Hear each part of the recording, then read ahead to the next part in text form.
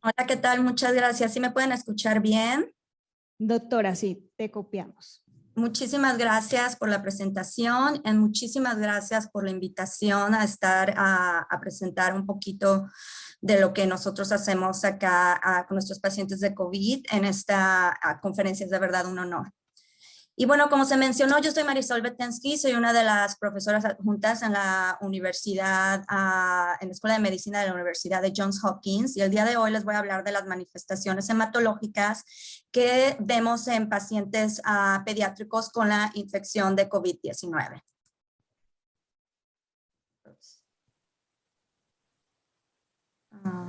There we go. Y en los próximos 25 minutos les voy a dar una introducción muy rápida a la epidemiología y los cuadros clínicos que vemos en los pacientes pediátricos de COVID-19, que sabemos que ya se mencionó un poquito en la presentación pasada, que fue excelente. Y de ahí me voy a hablar acerca de la coagulopatía trombótica asociada con el COVID-19 en pacientes pediátricos, y me voy a enfocar en una de las complicaciones que se da durante esta enfermedad, que es la enfermedad tromboembólica venosa en niños con COVID-19. Como todos ustedes saben, en diciembre del 2019 se dieron los primeros casos de un síndrome respiratorio agudo severo, que era nuevo y que eventualmente se descubrió que era causado por este nuevo virus, el SARS-CoV-2 o COVID-19 por sus siglas en inglés. Unos meses después, la Organización Mundial de la Salud hizo la declaración oficial de una pandemia, y desafortunadamente para abril del 2022, 2 años después de que inició esta pandemia, han habido más de 500 millones de casos de COVID-19 registrados en el mundo, de acuerdo a este dashboard que mantiene la Universidad de Hopkins, y más de 6 millones de muertes registradas. Sin embargo, afortunadamente, la situación en pacientes pediátricos no ha sido tan severa o no ha sido tan grave como ha sido en adultos.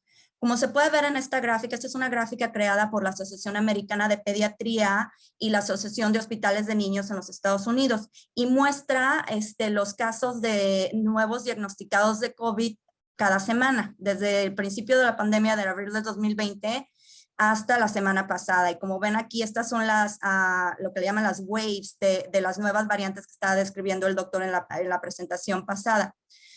En los Estados Unidos han habido un poquito menos de 13 millones de casos de COVID-19 en niños, que representa aproximadamente el 19% de todos los casos que se han diagnosticado en Estados Unidos.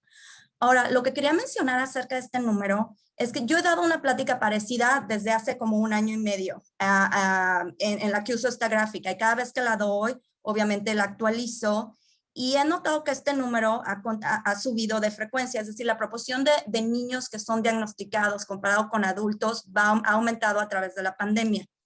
Y lo que creemos que está pasando es que probablemente, como había mencionado el doctor, la mayoría de los pacientes adultos han recibido una vacuna. Sin embargo, los niños no han sido vacunados. Hay grupos de niños en los que las vacunas todavía no son aprobadas, y es probablemente esa sea una de las razones por las que la proporción o la frecuencia de niños que son diagnosticados con COVID-19 en los Estados Unidos ha aumentado comparado con los diagnósticos en adultos.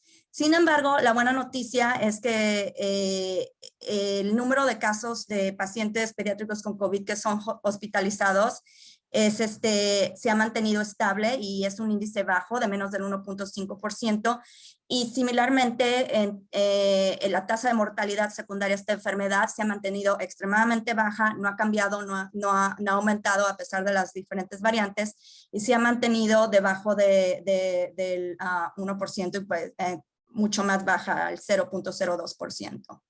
De acuerdo a lo que se ha descrito, todo esto es epidemiología de los Estados Unidos. Bueno, y esto lo voy a mencionar rápido porque sé que ya lo acaban de ver en la plática anterior, pero en términos de los casos clínicos de COVID-19 que se ven en los pacientes pediátricos, tenemos lo que se considera la enfermedad aguda o infección primaria con COVID-19, y básicamente de manera muy general se considera que hay 3 estadios. El primer estadio, que es la infección temprana, cuando el virus entra a las células de la nasofaringe a través de el receptor de la enzima inhibidora de angiotensina 2. Pasa al estadio 2, en el que se conoce como una fase pulmonar, en la que el virus infecta los pulmones y empiezas a desarrollar los síntomas que se ven en los pacientes pediátricos, como la fiebre, la infección de vías respiratorias altas y bajas, los síntomas gastrointestinales, los síntomas neurológicos que son frecuentes en niños.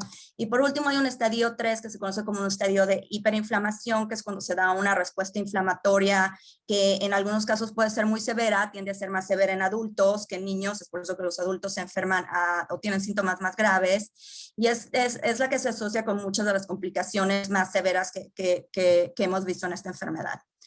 Ahora, además del cuadro o de la enfermedad aguda o el cuadro principal que se ve con la enfermedad de COVID, con la infección de COVID, hay otro cuadro, como describió el doctor, que se conoce como el síndrome inflamatorio multisistémico o MIS-C por sus siglas en inglés.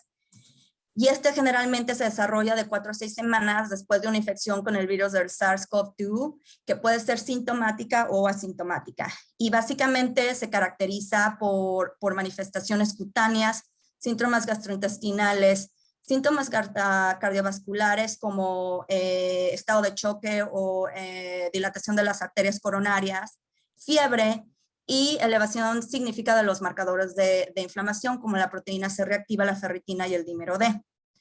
A pesar de que estos dos cuadros clínicos son bastante diferentes entre sí, en los dos se puede desarrollar una complicación que se conoce como la coagulopatía trombótica asociada al COVID-19. Y básicamente, ¿qué es esta entidad? Bueno, esta es una entidad diferente de la coagulación intravascular diseminada, o DIC por sus siglas en inglés, y de la de microangiopathy, thrombotic microangiopathies, de las microangiopatías trombóticas. Y básicamente lo que ocurre es que es la interacción de tres diferentes eventos. El daño al endotelio, la activación de la coagulación y la activación del sistema inmune, que dan como resultado la formación de trombosis a nivel micro y macrovascular. Cuando lo ve uno más detalle, la patogénesis, lo primero que se da es, como les había mencionado, la infección del virus del SARS-CoV-2 a través de los receptores de la enzima convertidora de angiotensina. Y lo que ocurre es que se da un aumento o un exceso de angiotensina 2 cuando estos receptores están ocupados por el virus. Y la angiotensina 2 activa el sistema inmune, es un activador del sistema inmune, y se empieza a dar una release de citoquinas, se empiezan a liberar las citoquinas. Al mismo tiempo, el virus causa daño directo a las células endoteliales. Y recuerden, cada vez que se daña una célula endotelial, lo que ocurre es que se expone el factor cisular, que va a activar la vía extrínseca de la coagulación. Cuando se activa la vía extrínseca de la coagulación, lo que ocurre es que se forma la trombina, fibrinógeno, fibrina, y se forman coágulos. Al mismo tiempo, hay activación de otras células del sistema inmune a través del daño a las células endoteliales. Y unas de estas células van a ser los neutrófilos, que van a soltar las trampas extracelulares, que se conocen como NETs por sus siglas en inglés. Y estas trampas extracelulares van a reclutar otros componentes del sistema de coagulación, van a activar plaquetas, van a reclutar al factor de von Willebrand, al factor 8, y además activan la vía intrínseca de la coagulación con la formación a través de trombina y fibrinógeno, fibrina, coágulos. Y el daño progresivo, esto se vuelve un círculo vicioso, y el constante daño al endotelio, constante activación del sistema de coagulación, constante activación del sistema inmune, que resulta en una amplificación de la respuesta inmunológica. Eventualmente eso lleva a lo que se conoce como una tormenta de citoquinas y la falla multiorgánica que se ve en los pacientes más graves. ¿Y cómo se ve esto clínicamente en tus pacientes? Bueno, en los niños, la coagulopatía trombótica en COVID se puede manifestar de la siguiente manera. Lo más frecuente es bueno, no es lo más frecuente, pero las manifestaciones más frecuentes es la enfermedad tromboembólica venosa, ya sea una trombosis venosa profunda o un embolismo pulmonar. Y es importante que sepan que esto puede ocurrir tanto en la infección, en la enfermedad aguda con COVID-19 o en pacientes con MIS-C. También hay trombosis arterial, que es menos frecuente en niños que en adultos. Hay coagulopatía intravascular pulmonar, que otra vez es menos frecuente en niños que en adultos. Hay vasculitis de mediano y pequeños vasos, como se ven en estas fotos de aquí arriba, que eso sí se ve frecuentemente en niños, especialmente en los pacientes que tienen MIS-C. Y hay trombosis y necrosis limitada a la piel, que eso también lo vemos frecuentemente en niños, y eso que se le llama los COVID fingers y COVID toes. Acerca de los hallazgos del laboratorio, lo principal que vamos a ver va a ser la elevación del dímero D y elevación del fibrinógeno y elevación de los marcadores de inflamación como la proteína C reactiva y la ferritina. La coagulopatía trombótica asociada a COVID no resulta en una coagulopatía consumptiva severa, como lo que se ve en el DIC. Generalmente en los pacientes con COVID, la prolongación de los factores de coagulación va a ser leve. Es raro que haya trombocitopenia, generalmente cuando haya es leve, y más frecuentemente lo que vemos es trombocitosis. Y como les estoy comentando, se puede distinguir de lo que conocemos como DIC, que es causado por otras infecciones, porque los hallazgos del laboratorio definitivamente son diferentes. Como les mencioné, las plaquetas, si están bajas en COVID-19, es leve comparado con DIC, en la que la trombocitopenia es moderada a severa. La coagulopatía consumptiva en COVID es leve, en DIC tiende a ser bastante severa. En estas dos entidades, las dos van a tener el dímero D elevado. Sin embargo, una de las hallazgos que lo distingue es el fibrinógeno. El fibrinógeno tiende a ser elevado en el COVID-19, mientras que es muy bajo en la coagulopatía intravascular diseminada.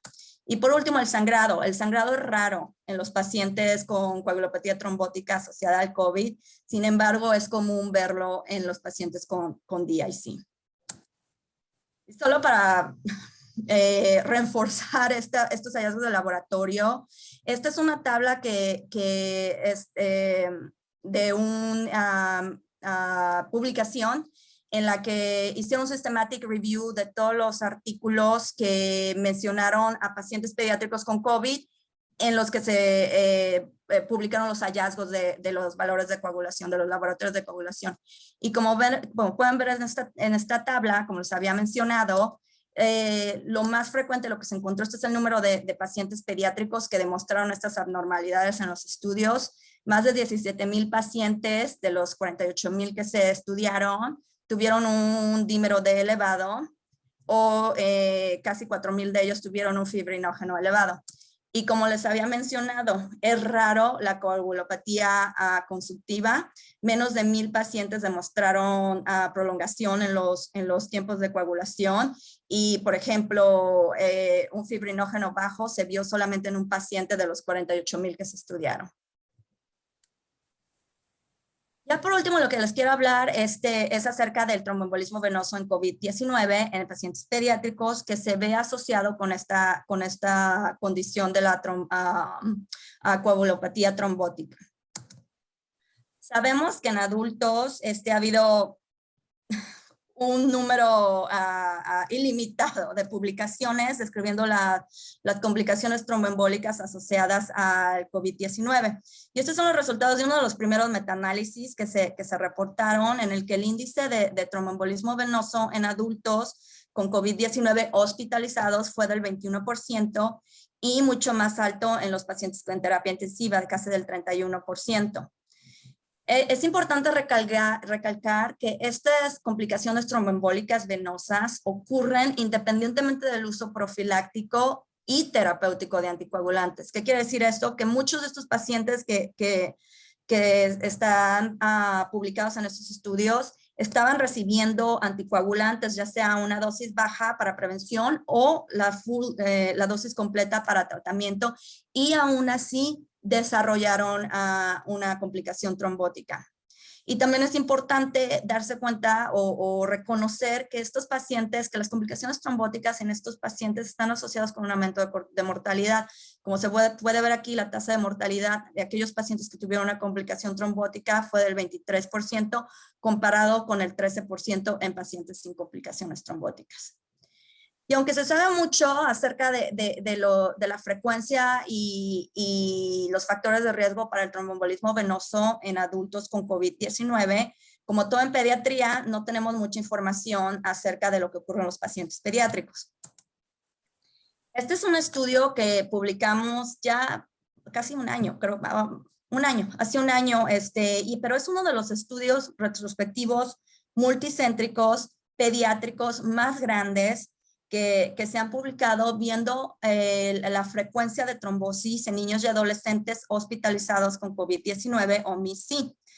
En este estudio incluimos 814 pacientes y básicamente los separamos de acuerdo al tipo de infección que presentaron, ya sea la infección aguda con COVID-19, que fueron la mayoría de los pacientes, 26, pacientes con MIS-C, que se presentaron con MIS-C, que fueron 138, y los pacientes que fueron hospitalizados por otras causas, pero que durante la hospitalización se diagnosticaron con el virus del SARS-CoV-2, pero eran asintomáticos, que fueron un poquito menos de 300. Y como se puede ver en esta tabla, el total de eventos tromboembólicos venosos en esta población fue del 2.3%, ciertamente mucho menor de lo que se reporta en los adultos del 21%, pero cuando uno ve estos índices por el tipo de enfermedad o presentación, el índice de trombosis, de complicaciones trombóticas en pacientes de MIS-C, que se presentan con MIS-C, es del 6.5%, que es significativamente elevado para un paciente pediátrico. Y como era de esperarse, pacientes con infección aguda con COVID-19 tuvieron un índice más bajo de 2.1% y los pacientes asintomáticos de menos del 1%. La mayoría de los pacientes que tuvieron un tromboembolismo venoso fueron pacientes mayores de 12 años o 12 años en adelante, o sea, cerca de la pubertad, y la mayoría de ellos estaban recibiendo profilaxis con anticoagulantes, similar a lo que se vio con los adultos. Y igual, similar a lo que se vio en los estudios con los adultos, la tasa de mortalidad en aquellos pacientes con una complicación trombótica venosa fue más alta, en este caso del 28%, comparado con aquellos que no tuvieron un tromboembolismo venoso, que solo fue del 2.3%. En este estudio, además de describir la frecuencia de estas complicaciones, quisimos encontrar o identificar factores de riesgo que pudieran predecir qué pacientes son aquellos que están a más alto riesgo de desarrollar un tromboembolismo cuando son admitidos por la infección de COVID. Y en nuestro modelo encontramos que edad de 12 años o más es un factor de riesgo. Un diagnóstico de MIS-C comparado con la infección aguda de COVID-19 es también un factor de riesgo. Un diagnóstico de cáncer, especialmente si es cáncer que no está en remisión, es factor de riesgo. Y la presencia de un catéter venoso central. Esos cuatro características clínicas las encontramos ser relacionadas con un riesgo mayor para el desarrollo de tromboembolismo venoso en pacientes admitidos pediátricos con infección de COVID. Y luego, cuando vimos a los valores del laboratorio, tener un dímero D elevado fue asociado con el riesgo de trombosis en estos pacientes en el modelo univariado. Sin embargo, cuando lo pusimos en nuestro modelo multivariado, se perdió la asociación y creemos que eso fue porque muchos de los pacientes que tenían infección asintomática o que tenían infección aguda pero no grave, no tenían valores de dímero D, no los checaron. Recuerden, este es un estudio retrospectivo. Entonces creemos que por eso, porque había muchos missing values, el resultado no fue positivo. Pero de verdad creemos que el dímero D elevado es un factor de riesgo para el desarrollo de trombosis en estos pacientes. Y eso está reflejado en las guías de las que voy a hablar ahorita. Entonces concluimos que en general, aunque el riesgo de tromboembolismo venoso en estos pacientes es bajo comparado con los adultos, cuando lo pones cuando lo comparas, por ejemplo, con otros pacientes pediátricos hospitalizados por otra causa que no sea COVID, que son mayores de 12 años, la frecuencia de trombosis en estos pacientes es menos del 1%. Cuando tú los comparas con nuestros pacientes de COVID o MIS-C, Mismo paciente, solo con un diagnóstico COVID-MIS-C, esta frecuencia aumenta al 6.8%. Entonces, en relación con otros pacientes pediátricos, ciertamente es una frecuencia bastante elevada. También comprobamos o encontramos que estas complicaciones están asociadas con un aumento en la tasa de mortalidad de nuestros pacientes y identificamos ciertos factores de riesgo que pueden ayudar a guiar decisiones terapéuticas cuando estos pacientes son admitidos al hospital. Sin embargo, hay que recordar cualquier decisión del uso de anticoagulantes en esta población debe ser individualizada, pensando en el riesgo hemorrágico, los factores de riesgo de tromboembolismo venoso, como los que mencionamos, acerca de la edad, la presencia de un catéter venoso central, etcétera. Y recordar que hasta la fecha no hay evidencia clínica certera de que dar anticoagulantes para prevenir el tromboembolismo venoso en estos pacientes es efectivo. No hay, nadie ha comprobado eso. Ya por último, les voy a mencionar un poquito acerca de las guías que nosotros usamos para saber a qué pacientes es recomendable darles anticoagulación para prevenir las complicaciones trombóticas. Y estas son las guías, es un consenso de expertos que se publicó al principio de la pandemia por la International Society of Thrombosis and Hemostasis y básicamente mencionan dos escenarios principales. Pacientes que están hospitalizados con enfermedad aguda o MIS-C y pacientes que están hospitalizados con enfermedad asintomática. Y lo que ellos ven son dos factores de riesgo principales. El primero es tener un dímero D elevado 5 veces más del límite superior normal en tu laboratorio. Y el segundo es la presencia de otros factores de riesgo para el tromboembolismo venoso que no tienen nada que ver con COVID, que son los típicos factores de riesgo que vemos en pacientes pediátricos. La presencia de un catéter central, ventilación mecánica, hospitalización prolongada, etc. Y básicamente se dan dos escenarios. Si tienes infección aguda o MIS-C y tienes un dímero D elevado, no importa cuántos factores de riesgo tengas, además, ninguno o muchos, no importa, necesitas anticoagulación profiláctica. Si tu dímero D no es elevado 5 veces más del límite superior, entonces sí tienes que tomar en cuenta tus factores de riesgo para el tromboembolismo venoso. Si tienes más de uno, se recomienda dar anticoagulación. Si el paciente no tiene ninguno de estos factores de riesgo, entonces no hay necesidad de dar anticoagulación. En el caso de la hospitalización asintomática, en realidad no hay razón para dar anticoagulación a menos que el paciente tenga múltiples factores de riesgo, y múltiples se refiere a 3 o más factores de riesgo de esta lista que estoy enseñando aquí, y es cuando se da la decisión de dar anticoagulación. Y esta es una guía, me gusta porque también incluye a los pacientes ambulatorios, ya sea un paciente ambulatorio o un paciente hospitalizado pero que está en un piso regular porque es asintomático, tiene una enfermedad leve, no se le da profilaxis a menos, como les mencioné, que tenga 3 factores o más de riesgo. Sin embargo, cuando es un paciente hospitalizado, ya sea con enfermedad moderada o enfermedad severa, pacientes con enfermedad severa, intubados, se les da anticoagulación. Pero pacientes con enfermedad moderada que requieren oxígeno, pero no necesariamente están intubados, es cuando se toma en cuenta el dímero D, que sea 5 veces más elevado del límite normal, y plus, minus, que si hay factores de riesgo. Y recordar que la tromboprofilaxis hay que considerar obviamente no solo los factores de riesgo para trombosis, pero también los factores de riesgo para hemorragia. Y basándonos en esos, tomar las decisiones. Y los regímenes que se recomiendan es la heparina de bajo peso muscular, o para pacientes que son muy inestables, que tienen un riesgo alto de sangrado, la heparina no fraccionada. Y ya por último, como les había mencionado, no hay evidencia hasta la fecha de que la anticoagulación en pacientes pediátricos con COVID previene el desarrollo de trombosis.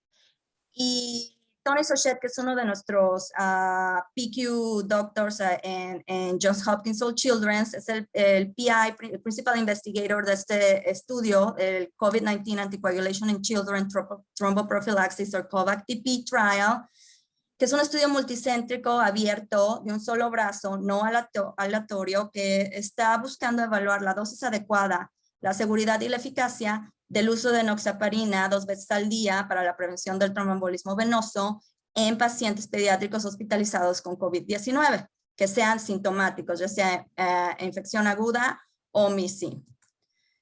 Y él acaba de presentar resultados preliminares en una conferencia de Critical Care en el que analizaron a 38 pacientes y describieron no hubo ningún caso de sangrado clínico relevante o evento adverso serio asociado con el trial.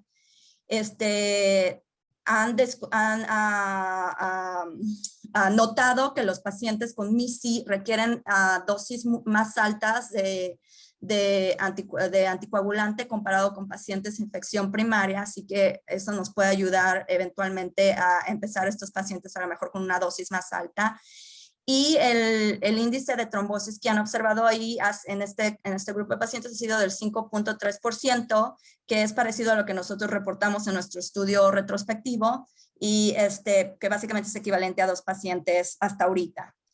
Y ellos concluyen de este análisis preliminar que la tromboprofilaxis con enoxaparina 2 veces al día parece ser segura. No han habido efectos adversos, sin embargo, se requiere mayor investigación para evaluar la eficacia y este trial is ongoing, o sea, se continúa. Y bueno, en conclusión, ya para terminar, solo recordarles, la coagulopatía trombótica asociada a la infección de COVID-19 no solo se ve en pacientes adultos, se puede ver en pacientes pediátricos y puede ocurrir tanto en la infección o enfermedad aguda con COVID o en el MIS-C. Tiene unos hallazgos de laboratorio específicos que la distinguen de la coagulación intravascular diseminada. Y el riesgo de eventos tromboembólicos venosos en estos pacientes es bajo comparado con pacientes adultos. Sin embargo, es significativamente más alto que en pacientes pediátricos hospitalizados que no tengan COVID-19. Y hay que recordar que está asociado con un aumento a la tasa de mortalidad. Hemos identificado factores de riesgo para estos eventos tromboembólicos que incluyen edad más de 12 años, un diagnóstico de MIS-C, un diagnóstico de cáncer, la presencia de un catéter venoso central y la presencia de un dímero D elevado, especialmente si es 5 veces más del límite normal. Y recuerden, no hay evidencia de alta calidad acerca de la efectividad de la anticoagulación profiláctica para prevenir estos eventos tromboembólicos en pacientes pediátricos con COVID-19. Sin embargo, hay estudios actualmente que están siendo conducted para encontrar o evaluar la efectividad.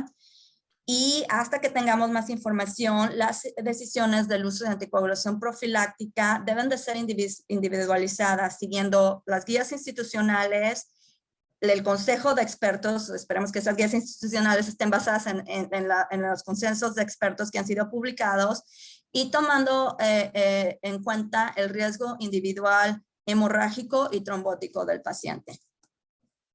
Y eso es todo. Muchas gracias.